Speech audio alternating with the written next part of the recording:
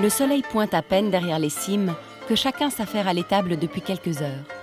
Mais les vaches, elles, ont senti depuis plusieurs jours l'appel de l'alpage. En chant déjà, elles levaient la tête, le plus haut possible afin d'aspirer tous les parfums qui passaient à leur portée.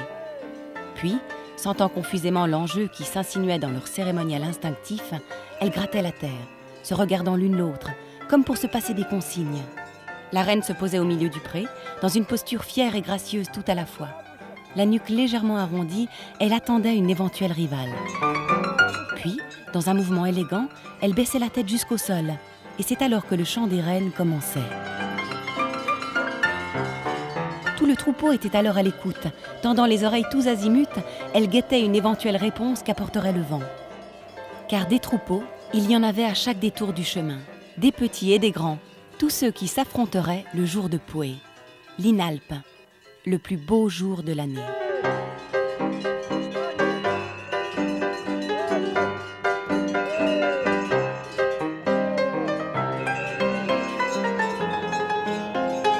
Et lorsque toutes sont réunies dans l'arène, les cœurs s'envolent, les jambes tremblent, les cris s'élèvent dans le ciel du Valais.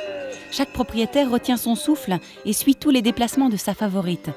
La reine est postée bien en vue et attend celle qui osera l'affronter.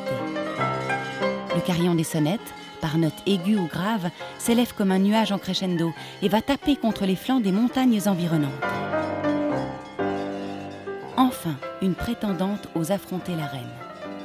Ses muscles puissants jaillissent comme autant de force contenue durant tout l'hiver.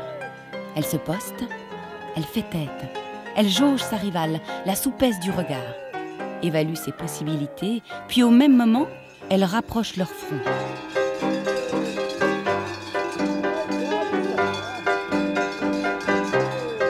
Personne ne saura jamais à quel moment le signal du départ a été donné, car en une fraction de seconde, elles joignent leurs têtes et s'affrontent dans un spectacle à la fois fort et gracieux.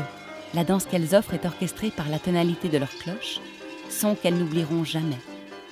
Car l'année suivante, il s'agira de reconnaître les prétendantes dont il faudra se méfier.